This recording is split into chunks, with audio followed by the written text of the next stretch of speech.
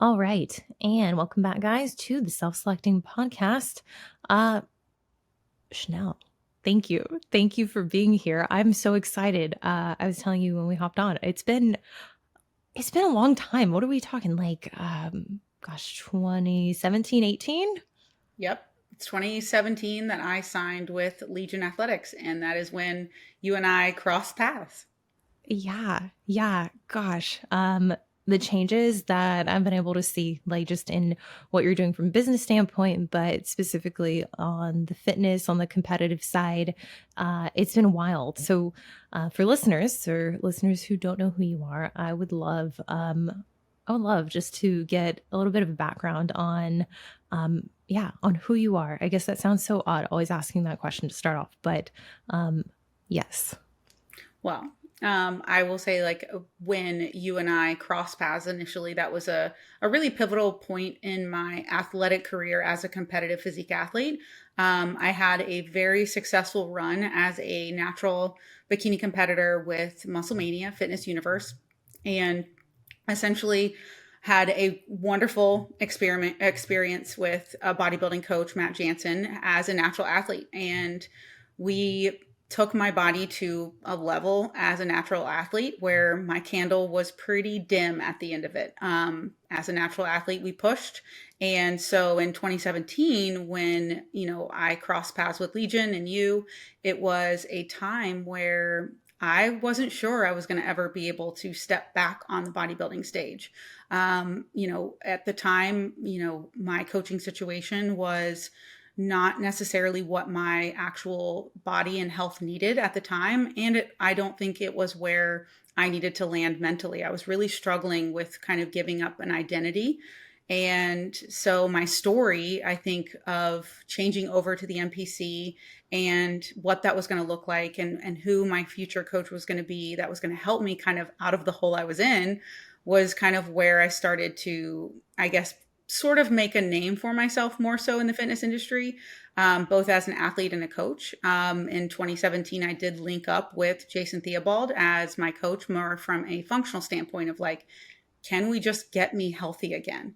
And he was like, let's forget about stepping on the stage again, Chanel. Like, you burned your candle pretty dim, and let's see if we can get out of this hole and at least have you living your life. Like, I literally remember eating so little food and making no progress whatsoever, and doing that for months on end. And it was just really challenging for my body. So in 2018, Jason Theobald decided that I was in a great place, and I decided I was in a great place to step on the NPC stage and cross out of the natural physique world and into the NPC. And it was awesome because I didn't think I was going to ever be able to do that again. And I stepped on stage as a bikini athlete and made it into, a national qualification, and did my first national show, and was really gut punched at what it would require me, and how basically my physique would have to go towards to be bikini, and what the bikini qualifications were, looking like for a pro card at that time. So, I had a great run with Jason. I didn't even think I was going to be able to step on the stage again, let alone, get nationally qualified in that first season back. So I was just happy to be kind of living out my dream, so to speak. And then we'll kind of fast forward to 2020, which is the season that if anybody competed in, my heart goes out to you. It was challenging for us all. It was very, very odd. You never knew when you were going to get to compete, or how you would compete, what the terms would be, the venue. It was constantly changing. And the sport was evolving because wellness was coming into the equation. And I've always been a very upper body dominant female. Like, I mean, if I run a question box on Instagram, and if I don't get somebody commenting on my delts or the size of my biceps, I'm like, I don't know what the hyperfixation is on my upper body, because I'm not super hyperfixated on it anymore. But that's always been my biggest limitation, is that my upper body grows like a weed and my lower body does not. So essentially, and I know that that's not where we should have gone, but we were thinking, okay, wellness is kind of coming up. And like, we were seeing some of the American athletes, and we were like, okay, Chanel's physique can kind of go that direction. What are we going to do, to make my physique and push my physique possibly to hit that envelope instead of just kind of crushing me under a lot of cardio and lesser dieting. And I knew what that environment looked like for me, and I knew what the health repercussions of that would be, regardless of being enhanced or not. When you push to a certain level, certain bodies are going to have this pivotal moment where I tell my clients and myself that the light just turns off. The light on and your endocrine system, the light on your hormonal reproductive system, it just kind of dims down. And there's a breaking point for every individual. And I kind of knew what that breaking point was going to be for me. And I personally decided that it was best for me not to push for a bikini, and I could literally see what it was going to be like for me to step into wellness. And honestly, like, we made the decision 6 weeks before I was going to step on stage to convert over to wellness. And I did very well, qualified at the regional level, and went on to the national show. And then in Pittsburgh, I ended up getting fifth, first call out of my class in wellness. And I had never placed in a national show. So I kind of get chills thinking about it, remembering what that felt like. But again, the pool of competition at that point for wellness, but also at that point in the country for competing in physique sports, was just a different caliber. Less athletes were showing up because they didn't know if they were going to be ready. They didn't know if the show was going to be even going on. So I definitely knew what my cards were in terms of how I was playing them to my advantage, to be honest. And then as the season progressed, the doors opened up to travel, the doors opened up to more competitors showing up, and people also just kind of giving up, so to speak, of like, I'm just going to do this show because like otherwise my season's over. Like, so as the amount of national shows on the radar was starting to decline, the competition started to get stiffer and stiffer, and the criteria for wellness started getting, I would say, more competitive and more dense and more hard. And again, I had to make that decision, that call with Jason of like, I'm not going to make myself much bigger. I'm not going to bring up the areas that I need to bring up to be the level of competition that's going to show up at, the last national shows of the year. So I did one in Charleston, and I got a lesser placement. And that's when I was like, okay, I think I'm retired, because I don't want to fit a box. I don't want my physique to go as small as it would have to go to bikini any longer. And I don't want my physique to go in the direction that it would have to go for wellness as the box. So it just, for me, was a good time. I knew that my season was probably going to be my last one anyways. It was kind of a promise to myself, to my husband, that it was just going to be a time for me to really focus on my business. I also knew that I couldn't grow my business in the capacity that I wanted it to grow, having the limitations I had as an athlete. So I think certain athletes don't have as many genetic limitations, and they can use their work ethic and their genetic advantages, and they can operate at a different caliber within their businesses.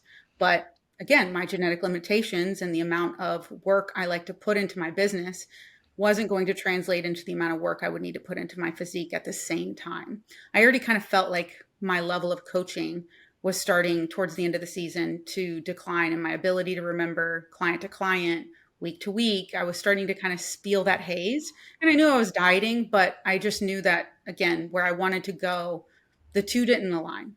So in a long nutshell, that is my story. And I feel like that is probably where, like you said, most people can relate to me, or they really like to hear my realistic view on what physique sports look like for a female athlete, who has to make those considerations. So, okay, I have Yeah. like 1,000 questions for you. So Okay. I'm gonna Awesome. just okay. I want to take it back. So when you were working Mhm. with Matt, can you tell Yeah. me a little bit about the conversation around PEDs at that time? Because what year Yeah. was that? That was 2015 and 2016, where we, decided to pull me out of the natural space. And Matt was pretty confident that I had built the base that I needed to. At the time, I was 27, 28. And, he, had the tough conversations with me of like, you really are somebody who has put in the foundations and training. Like, you are somebody who can grow successfully on your own. You can eat successfully on your own. You can do all those things that essentially is kind of opening the gates of like what other possibilities are out there based on what you've been able to already achieve naturally. Like I reached that kind of natural threshold in our opinion. Like we collectively came to that. We also collectively came to an agreement on what would be a level of femininity I always wanted to maintain. So essentially, in the first, I guess, shot at the MPC that I'd had with Matt, we just worked with fat burners and that was it. And I got relatively lean. But again, the fat burners don't change the amount of calories. You still have to eat as a human being in my shoes. Like it just made it slightly advanced. But Yeah. again, it didn't change the fact that I'm still eating, sub 1100 calories and some days even sub 1000 and doing the amounts of cardio that I would take to condition myself in the way that I also want to come in conditioned. Sure, there are also individuals who I think can do the sport successfully and be okay with, getting their feet wet in it. My feet were already wet. Like, and I am just not somebody who is not going to enjoy getting to the point of looking like an anatomy book. Like, that's just who I am as a person. So I also understand my own, I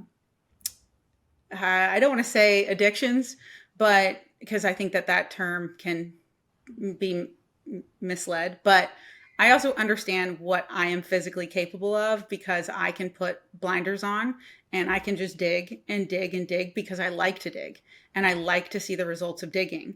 And that does not mean that it's the best thing for my body moving forward in the future.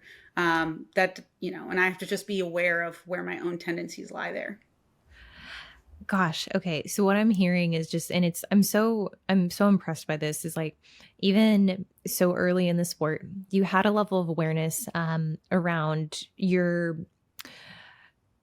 limitations and tendencies that you as an athlete are partial to. And I can Yeah. definitely, I can relate. I think some listeners can relate too, to almost the like indulgence in getting too lean without Mhm. considering what that debt looked like post Yes. show, or Yeah. even from a fertility standpoint, which, I mean, yes, that's a highly individualized decision. And a lot of people, whether or not they are ready to make that decision definitively, it's still a big consideration. So I love that even at that time, stepping into the pool of NPC, you're still like, okay, there is and there are and aren't things you're willing to compromise on. But even outside of the PEDs, there are places you're not willing to put yourself in. And I guess I'm inferring this, is that also related not just to business at the time, but also to your relationship. Like your whole life had already been crafted in a way that's like, this is the minimum that I'm willing to sacrifice for Mhm. this sport that is very obviously very selfish and requires a sacrifice from both parties. Yeah, and my life was actually very well adapted to what it would require to be the level of competitive athlete that I wanted to be. And that also came from the fact that, like, my husband worked a very, very demanding job where he wasn't actually around that often early on in my physique career. So I really had the luxury of kind of, quote, being on my own so much. He worked a lot of night shifts, he worked a lot of 24 hours. Like I was just, being basically able to push myself and live in my world for the majority of my career. So I always tell people, like, I was able to eat my own food. I didn't have to care about somebody else. I didn't have those limitations on my life until 2020. Well, until like, a little bit earlier than 2020. But my husband's career path changed in 2020 and it changed for the benefit of our family. And that was when, again, like you said, certain things had to change in my life if I wanted to live a certain way. And, again, my competitive career was easily molded to the challenges that, I had to face as a wife without like a significant other around. Was like, I could bury myself in Yeah. cardio. I had time. I didn't have somebody I had to respond to or ask what they were doing in the evening. Like I could just keep going. And again, like my natural tendencies were, I'm going to win. And it also was giving me a lot of value in my life because we didn't have as much of a relationship one on one. Like we would have literally the honeymoon phase because we would get to see each other like once a week. And, Mhm. at a certain level of leanness, you start to get excited about what you look like. And like, obviously, that comes with a certain physical intimacy. But then there's eventually where you get to the point where physical intimacy is literally a chore and it's exhausting. And that also starts taking its toll too. But yeah, at so many points of my early part of my career, I could just fly by the seat of my pants and do anything and everything I needed to do to get me there.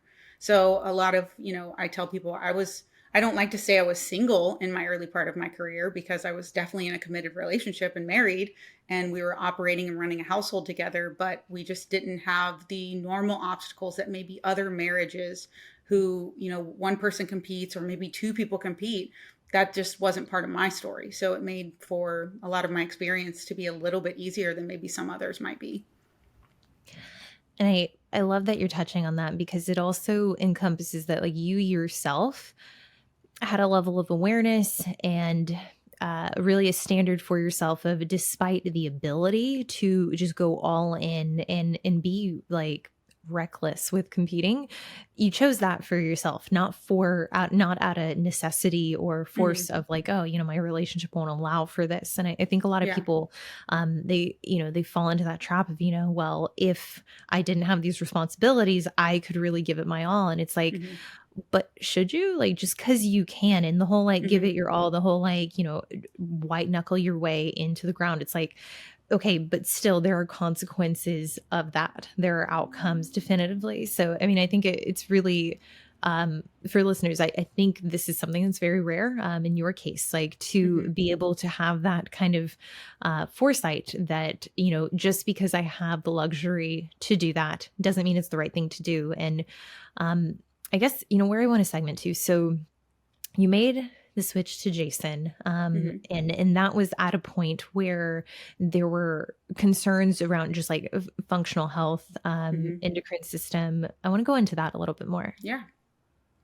Yeah, I kind of heard a little bit about what Jason was, encouraging women to do at the time. He was kind of a little bit of a pioneer and saying like, "Hey, like I know that there is something going on with women in this space." He was like, "I don't know entirely how to solve it." He was like, "But it's my goal to solve it." And I've always really, had a soft spot for pioneers. I'm willing to take those risks. And I was just so deep in desperation at the time, in thinking that like my identity was so founded online and within my coaching space of like me being the athlete. And if I could no longer do that, I had so much fear that the whole trajectory for myself was going to decline. And I think that so many athletes deal with those kind of feelings and emotions. And Jason really put it a lot into perspective for me. And he was like, look, like competing may or may not be for you again. He was like, but I can make you feel like you used to feel in the gym. I can make you, feel better. And he didn't really feed me like false promise or false hope. He definitely said like this is going to be work. He was like if you put in the amount of work you said you did to compete, he was like double that. It's going to be tough. He was like this is going to challenge you in so many ways. He knew that like I had the freedom before of like macros in my off season and I had, he was like we're like all of the things that I thought that I was doing good for my body. He was like no, we got to make some changes. I remember when he was like eat no chicken at all and I was like what? Like I eat chicken like two, sometimes three times a day.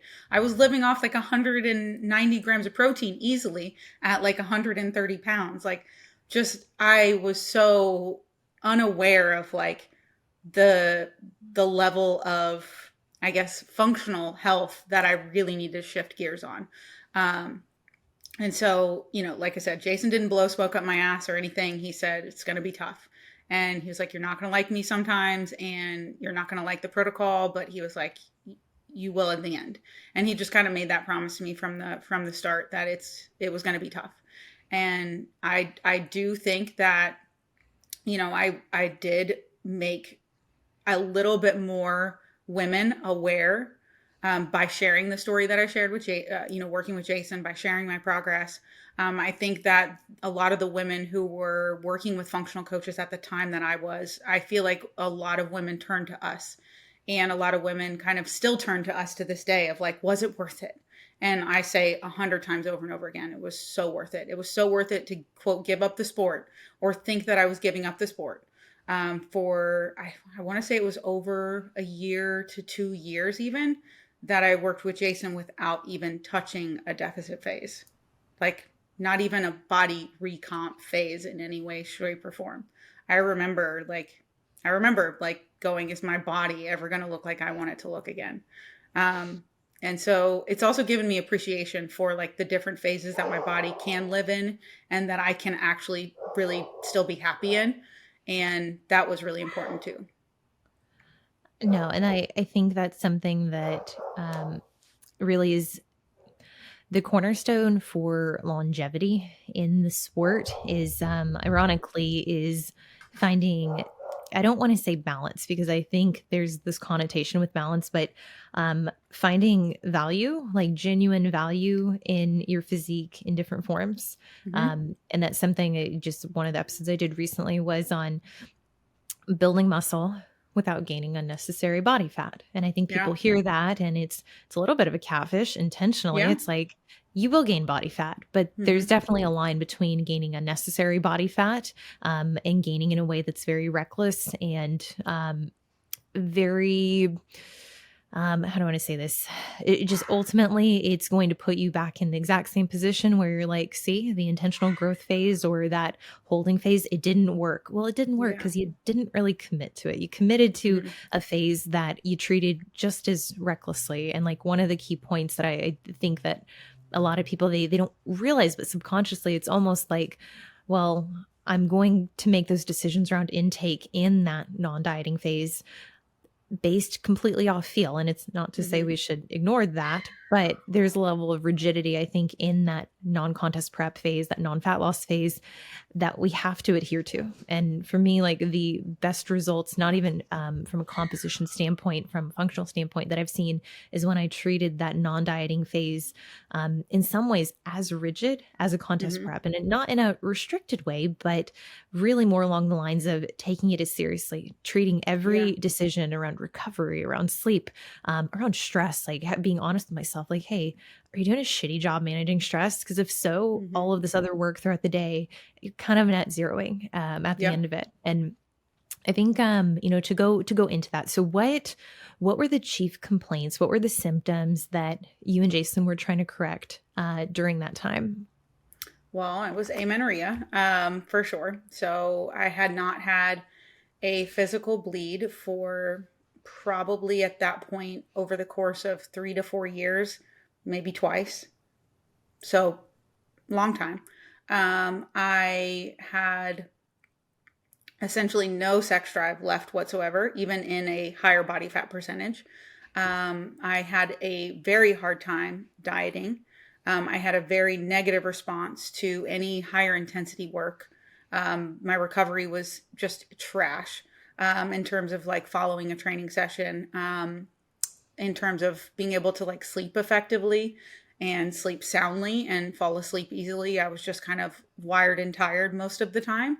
And then I saw like dullness in my skin. I saw lack of, I like my hair is very full and thick and coarse, but it just like changed texture. It became a little bit more brittle and more dry and thinner.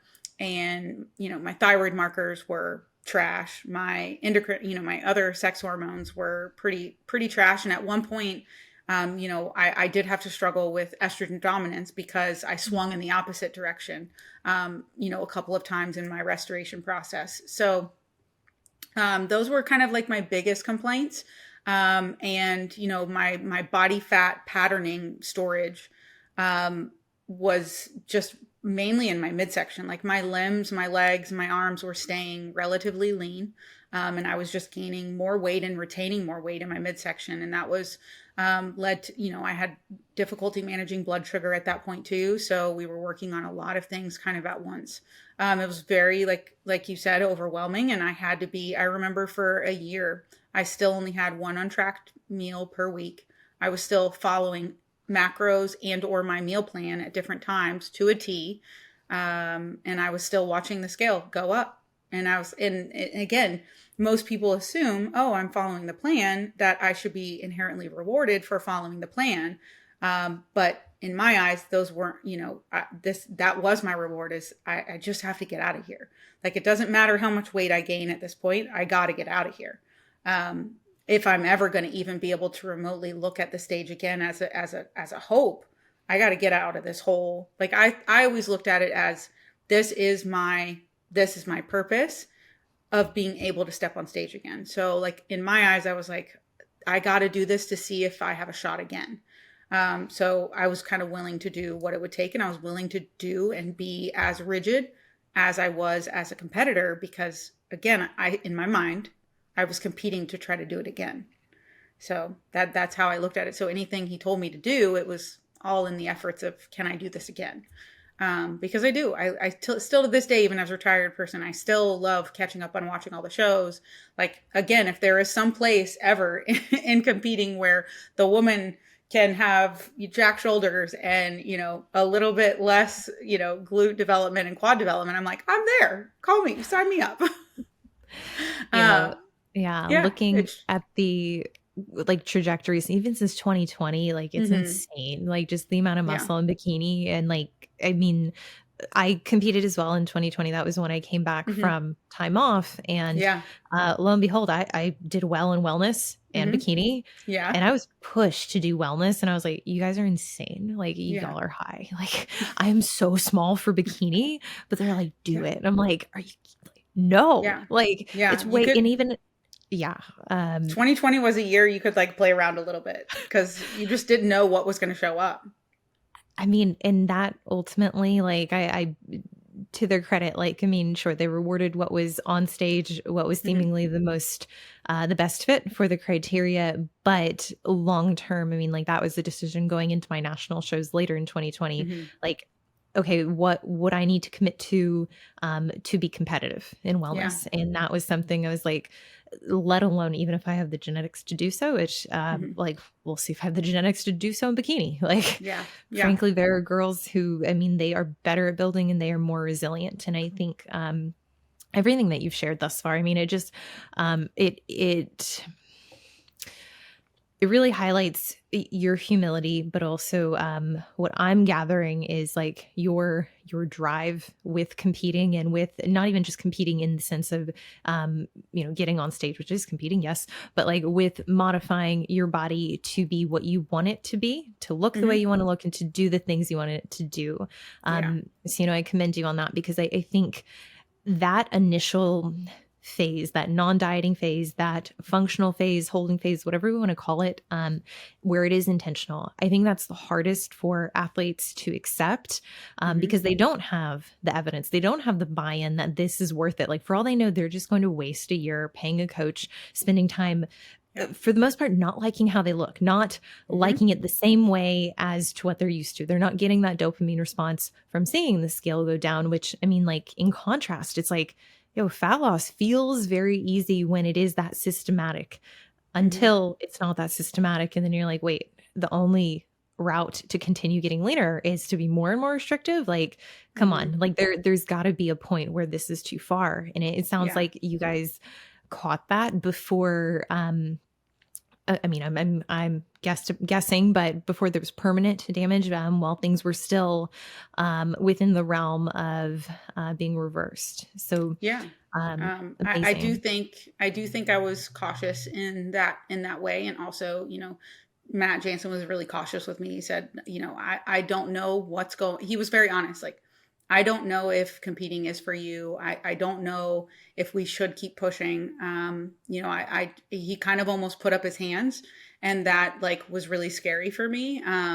But at the same sense, it was better that he did for me. Like, that was one of the best things he could have done for me, is tell me honestly, like, I don't know if competing is for you. I don't know, but you have to, feel better. You have to operate as a human, and you just can't at this intake. And we were pushing so hard and hitting. I remember him saying, "We're just hitting brick wall after brick wall after brick wall," and I was like, "Fuck, I can't just keep hitting brick walls. Like I gotta somehow climb over one of them." And so like I felt like my climb was literally like to get healthy again, and that was going to, if anything, make my life better. So it was worth it to be as rigid as I needed to get my life better. I will say, like, I probably had, at I want to say a calendar year of cycles, of menstrual cycles, before Jason and I decided to compete again.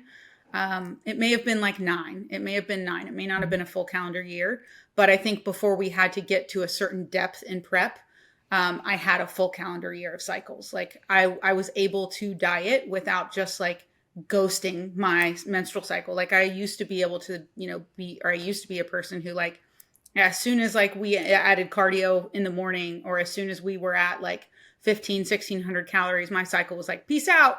See ya whenever you decide to like eat like a normal human again, and participate in life like a normal human. I was just so fragile. And that was just me. I don't know if it has anything to do with the fact that when I first got my cycle as a young girl, I didn't have a cycle again for another 8 to 9 months. Like I had one, and then it never came back again. And then, I kind of had spotty cycles. Who knows? We're still kind of unsure of what in our past is going to be that telltale sign of like, this is maybe what your future as an adult looks like. I think that we want to start getting in those answers, from a medical standpoint, but who knows if that's ever going to happen in our lifetime. But I don't know. And I don't want to believe that my short amount of time on oral birth control was to blame, but maybe it was. It's hard to say. It's hard to say chicken or the egg, which came first. Me not really having a consistent cycle as a teen, and then having one consistently on birth control, hormonal birth control, and obviously having exogenous hormones added into the cycle to make it happen regularly. Or, I, maybe that's why I can't diet without just it piecing out. But Jason and I were able to keep my cycle for, I believe, I want to say I only lost, like in my 2020 season, 2018 season, I lost it like 3 months before stepping on stage. And obviously as a bikini competitor, I was about 118 stepping on stage. I think to be competitive at the national level, I probably needed to come in at like 115 for conditioning wise. But I want to say once I dropped below like 125 pounds, I pretty much was like, it was like peace out. But that was a big deal for me. Like that, even getting to that point and like, again, making my candle just a little bit brighter for a little bit longer, even going to the level I needed to go to for bikini. So then like my goal, the future season, I was like, I'm going to take all the time I need off. I think that's where I grew the most as well, because I was coming out of my bikini season in a better space in terms of my health markers. And so I grew, like as soon as we started reversing, as soon as we got to maintenance really quickly, like my body just responded. And I want to say like that was probably when I really loved my physique the most, was the time between 2018, 2019, where I felt really good. I loved training again. Like I loved training again.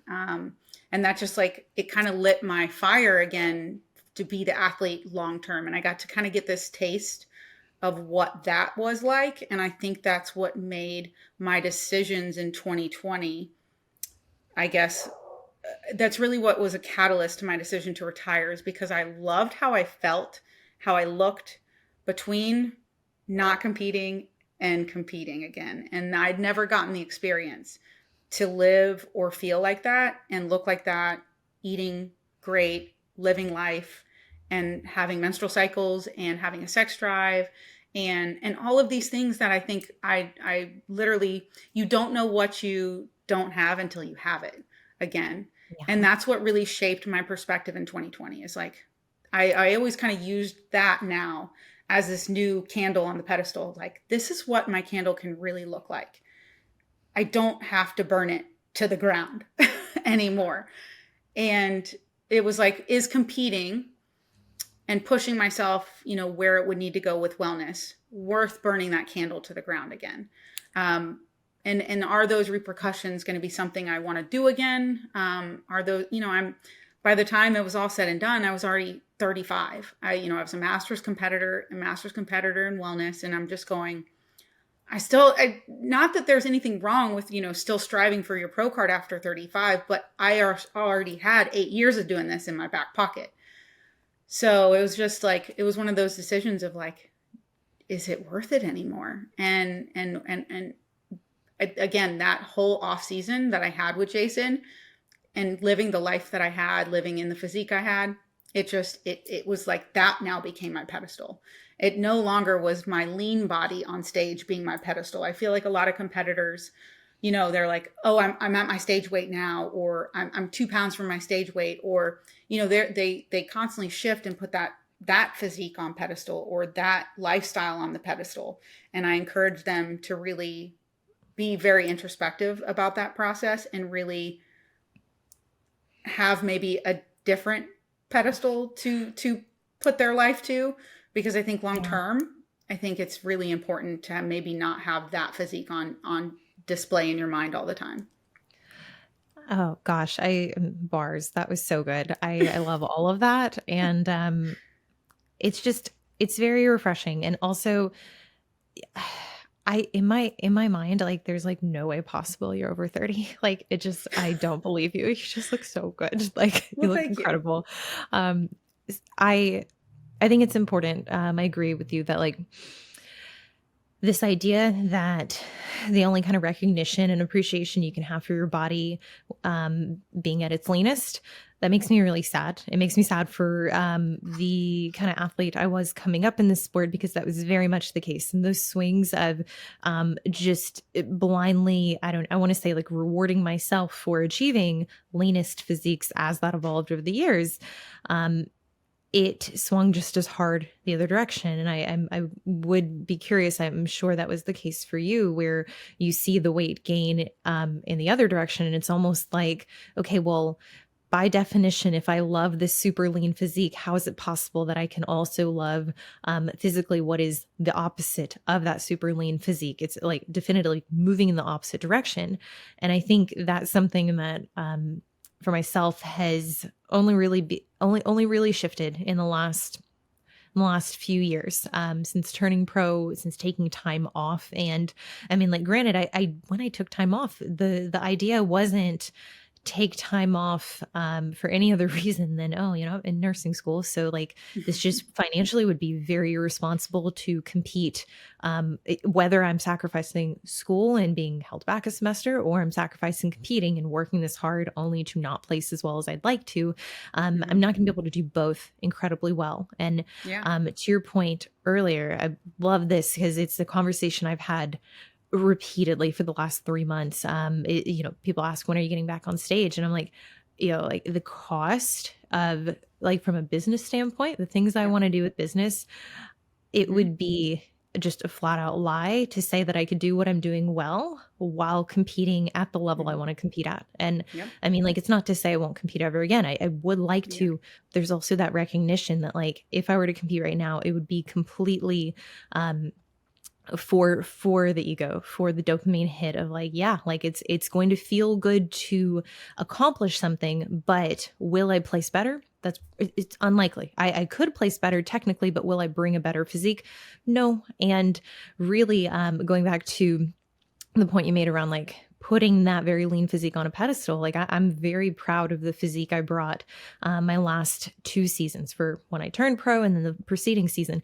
But I also know that in that appreciation for that physique, there is that intrinsic omission of the sacrifices that occurred that were absolutely necessary during that time. And frankly, right now, I think about the quality of life that I have, and more specifically, like the libido, the hunger signaling, the energy to train and train consistently and to manipulate those variables. And those make me so happy. And it's not Hmm. even necessarily a control thing, but it's um, the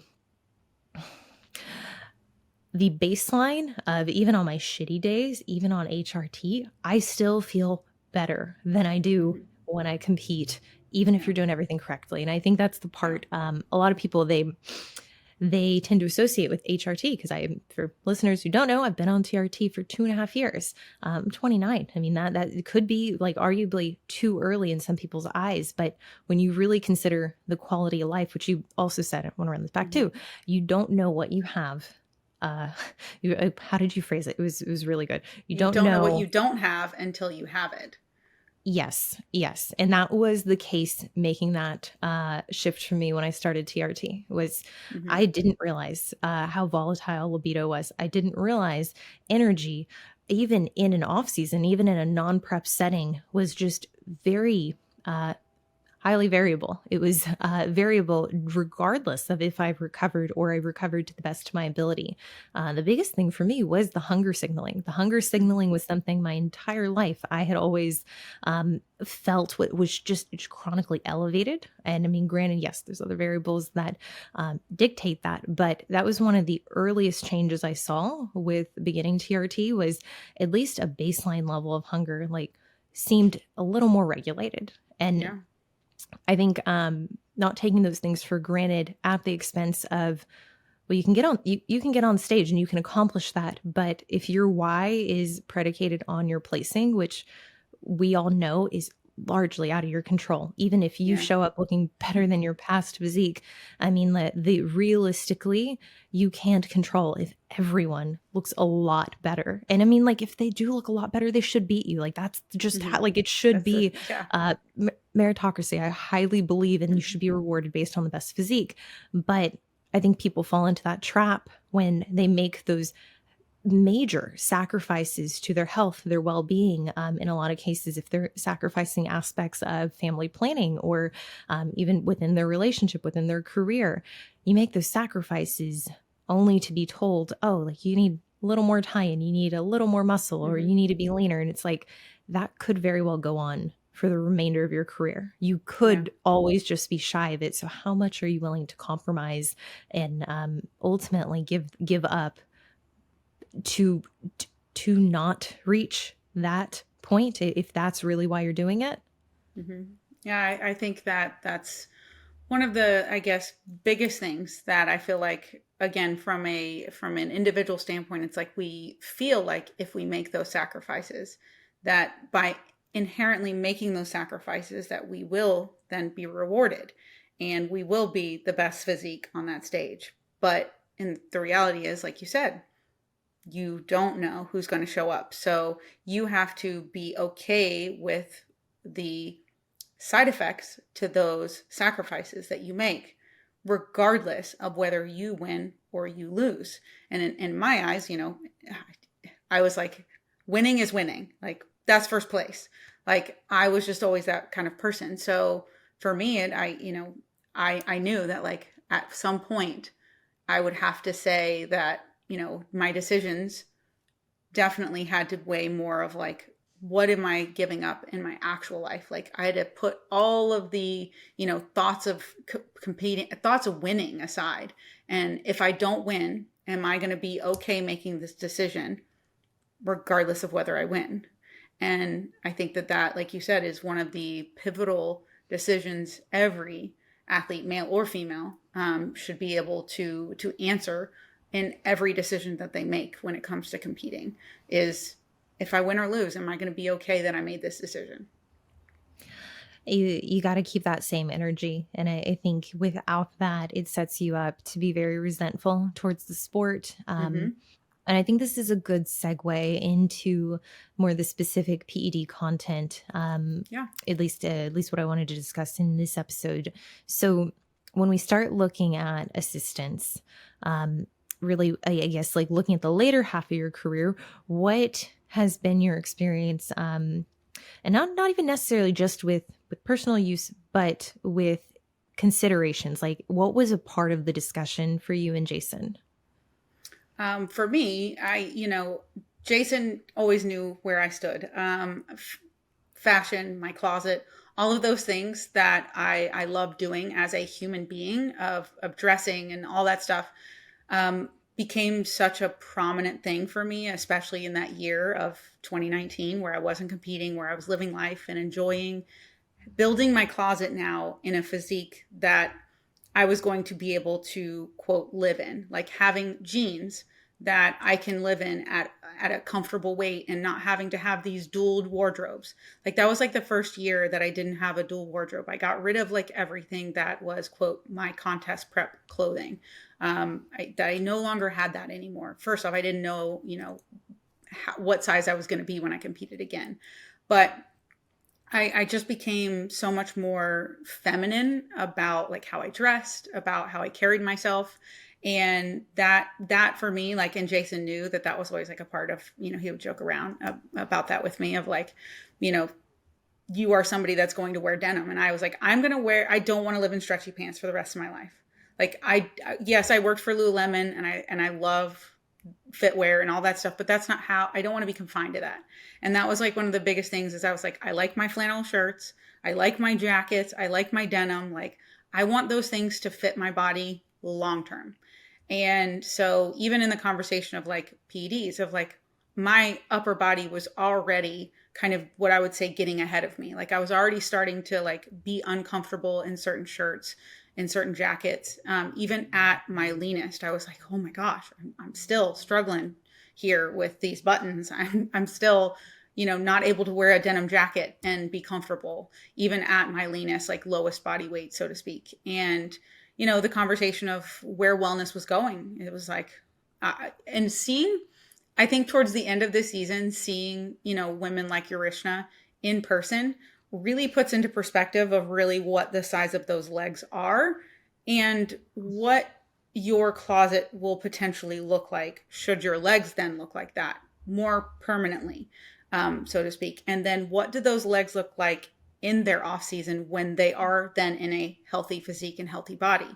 So all of these things started to kind of like play in my mind of what do I really love about my life now? What am I willing to maybe look like in the future? And it really necessarily didn't boil down to, my sexual, I guess not my sexual, but what's what I'm looking for. Not like fertility wasn't necessarily the conversation.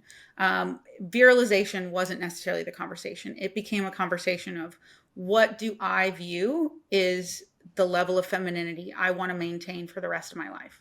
I feel like the conversation of femininity meant a lot to me because I never really got to feel that way until I got a sex drive back more consistently. And then I got to feel more confident in my body and not feel like I was a really tiny little petite thing in bikini. Like my body was like, again, I didn't have the glutes. I didn't have the development there. So I was just literally like a tiny human in bikini. And I didn't have the curves and stuff that I now had. And again, the question of femininity was like always on my radar. And it was something that I talked about with a good friend of mine, Lloyd, of like, how do I want to look at, 45? How do I want to look at 55? And I was already starting to see the signs of, what even a small amount of assistance was doing to my face, to my pores. I was already seeing that. And I was like, whoa, okay, this is taking me in a direction that I don't really foresee me being happy with my level of femininity moving forward. So, and everybody's level of femininity and their threshold is totally different. And, what they deem feminine. And like I said, I didn't know what I didn't have until I had it. Like I actually had like a butt that had fat on it. I actually had boobs that I didn't have to buy. I mean, I bought mine, but like now I actually have more actual body fat on my boobs and they're not just these like orbs sitting there on my chest with like, you can see the implant etched out. Like now that there's something there, they actually like look better and people are like, oh, wow, I don't even know you have a boob job. Like, again, it was just like certain things that I didn't know until I had them, what it was like to have them. And so my own level of femininity changed to where I just got to experience something different. And that became more of the conversation piece. It wasn't like virilization. It wasn't necessarily about the voice or anything like that. It was just, what's feminine to me and what's going to be feminine to me and for me moving forward.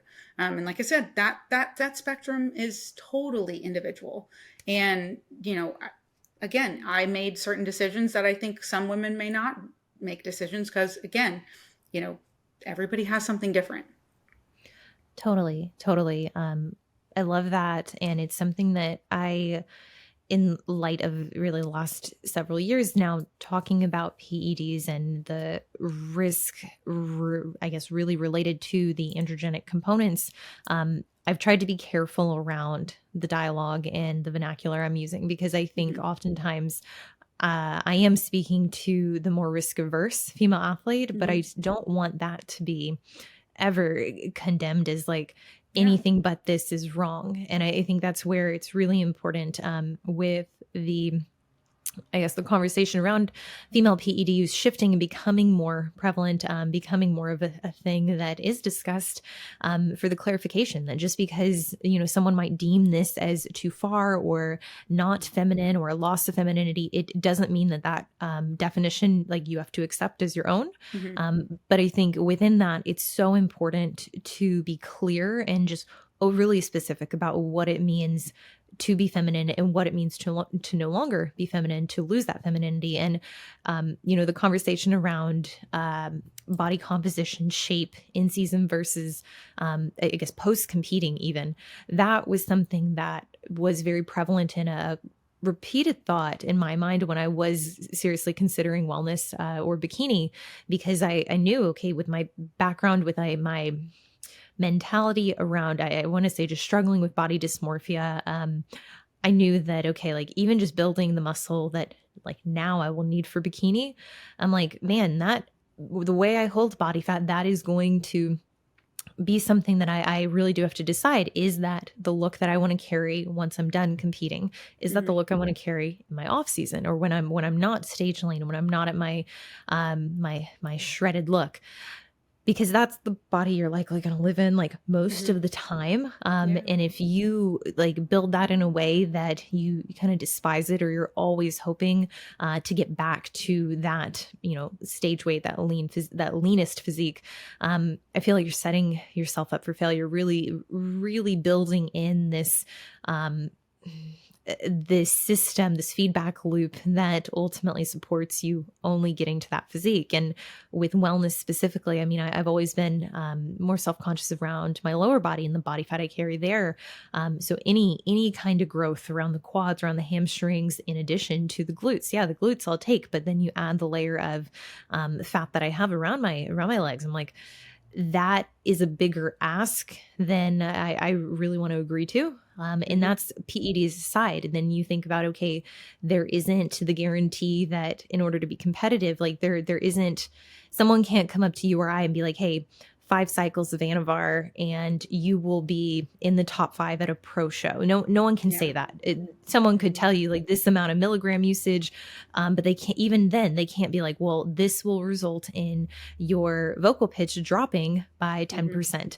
If it was that easy, I still think it would be a very dicey conversation because even then Yeah. it's like your view on what's feminine, your view on what you're willing to sacrifice. I mean, in a lot of ways, I do think is conditional. Not Yeah. you, but just globally, like people Yeah. when they make that decision. So it's like I have really, I don't know, tried to foster um, a needs analysis that really does protect the client from potentially changing their mind down the road, which I Hmm.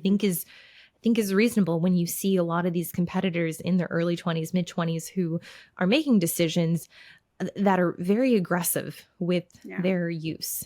Um, so I guess like to take this into more the business side of things, like, I mean, you predominantly are working with athletes like within the fitness space, some Hmm. competitors, some non-competitors. What is the conversation like for you now with those clients around using PEDs, whether they're using them or wanting to use them for um, recreational goals or Yeah. competitive goals? So I mean, I will put it out there that I don't personally feel comfortable, confident working with assisted athletes at this time. I feel comfortable and confident having the conversations needed and possibly directing them into the appropriate hands for them if they decide that that's a pathway that they want to take. When it comes to the conversation, especially from, I would say, a female perspective of like, say, sub 30. Is I definitely play the devil's advocate card of like, are you really giving your all in training? Have you really reached your maximum threshold? And I share the story of like I was 27, 28 before it was like, oh, okay, the way that I want to train now is now going to push my physique in, like I want to be able to train more. I want to be able to train heavier. I was at the place where I was like wanting to become assisted so then I could train how I wanted to train at that point.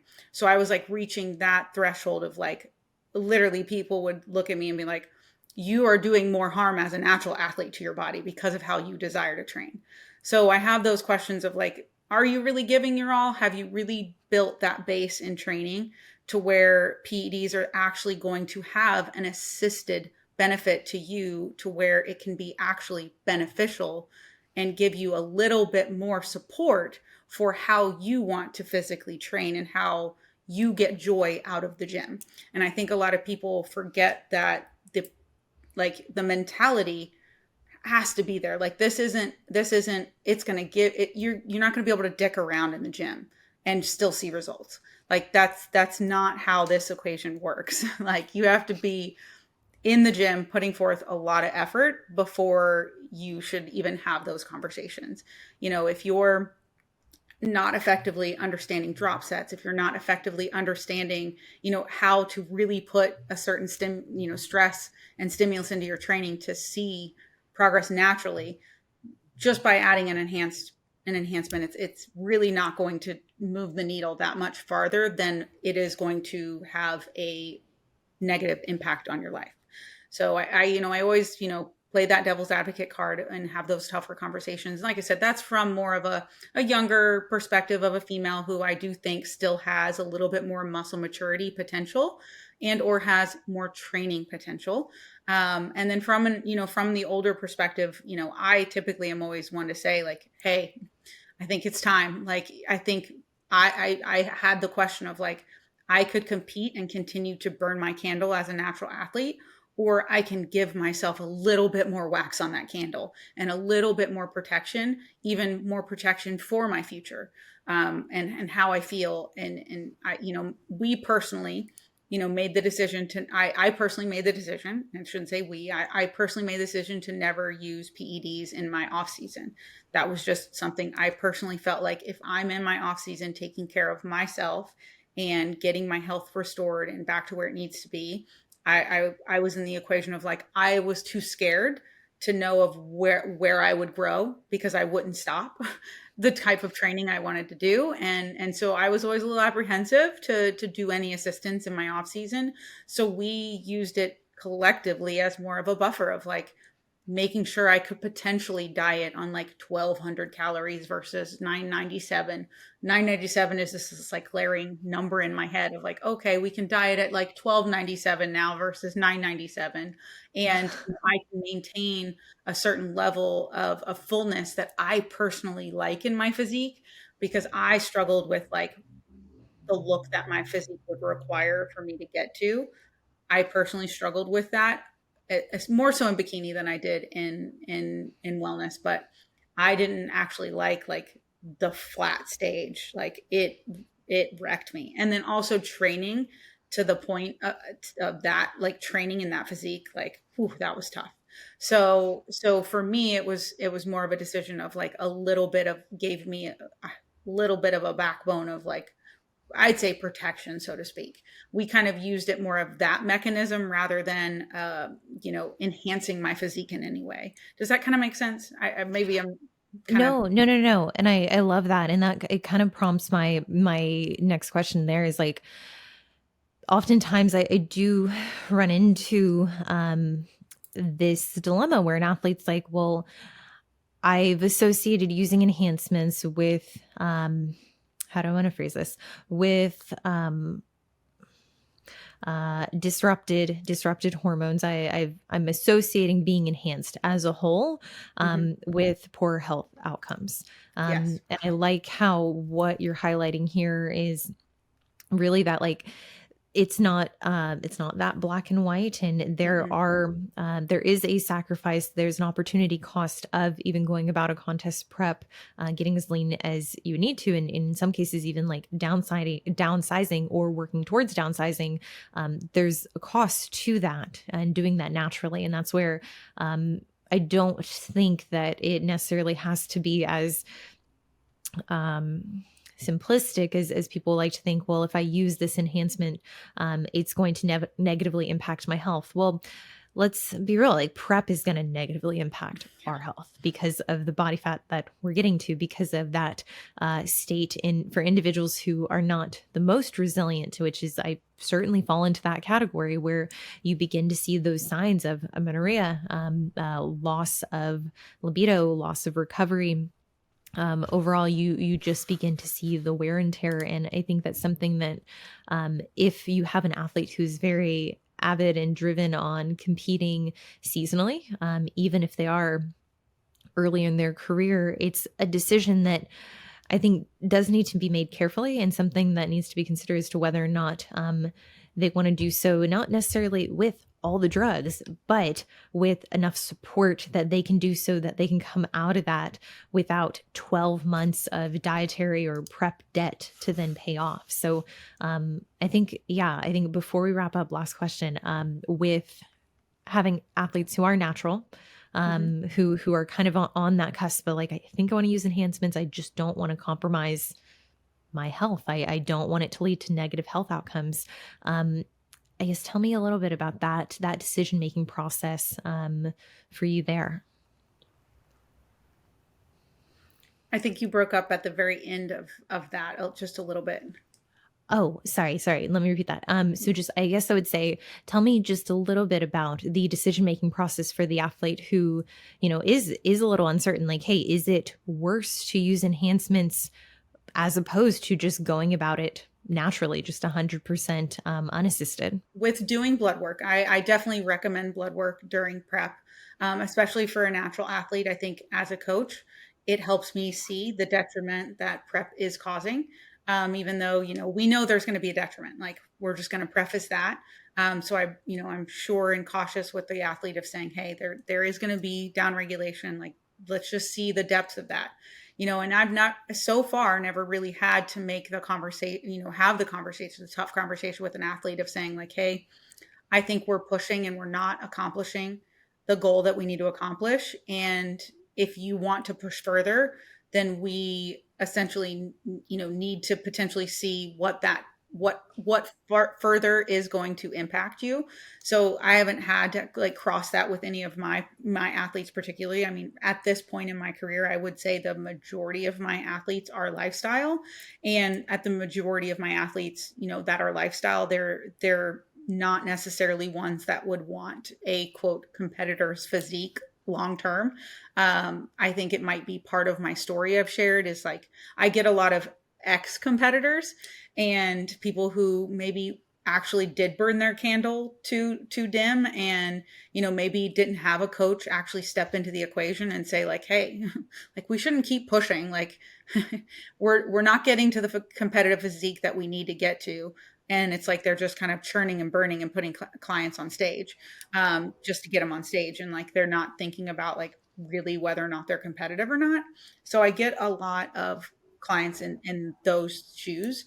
So again, my tough conversations in that regard, I don't feel have had to be had nearly as much. But again, from the ones that I've had to have, it's been a conversation of how far are we pushing, and I'm like, okay, all right. Now that I see blood work, I'm like, okay, we're really not, as down regulated. So then I have to take a deeper dive on like how consistent are we being?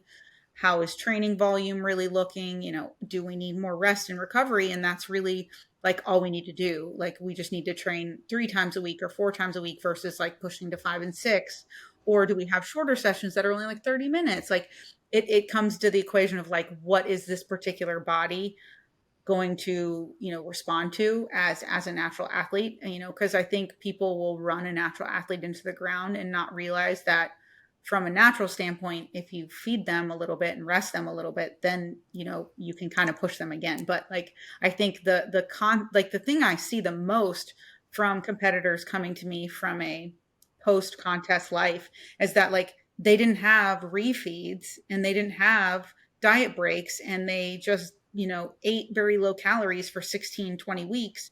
And there was never a factor in of saying, you're a natural athlete, so we're going to have to go about this a little different. Like I tell my clients, even current lifestyle, whether or not they're competing, is like, hey, like we're going to do blocks of 8 weeks of dieting. Like we're going to diet for 8 weeks, and we might have some calorie cycling in there, but then we're going to have a break, and we're going to decide if that break is all you needed was the 8 weeks, and now we're going to take a break, and now you're actually still kind of losing body fat, and like, okay, we can still work in this break, and your body's just responding now.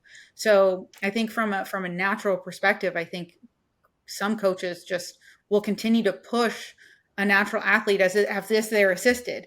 And that's like kind of this weird thing that I've kind of noticed as I've, gotten more into post competitors, especially post competitors who are like 30 and older, is that they were like, yeah, I just, was eating 1250 like every day. Like there was no refeeding, there was no nothing. And I'm like, oh God. It's very, very grim, some of the Yeah. stories, and I know that's something that you and I both share, just hearing, the experiences athletes have had with other coaches or, Yeah. um, just throughout different scenarios, both natural and enhanced, and, um, I just wanna thank you for coming on. This has been amazing. I know listeners will find this valuable. If anyone would like to get in touch with you, or tune into more of your content, where can they find you at? So they can find me at Chanel Collette on Instagram, and my coaching team and website is audaciousathletes.com. And you can see a lot of my story and history on YouTube. I am less involved on YouTube, but you can find me at Chanel Collette on YouTube as well. But all of my competitive history is documented on YouTube. I definitely did that, I feel, well, by kind of setting the stage for myself as the athlete. But like you said, your career is very important to you, and my career as a coach has truly been very important to me over the past, I would say, 4 years. And to really kind of take that part of me and really run with it and really invest in it has been one of the more rewarding sides of this sport for me. And so hearing you say that, I just want to, commend you to kind of keep prioritizing what feels good for you right now.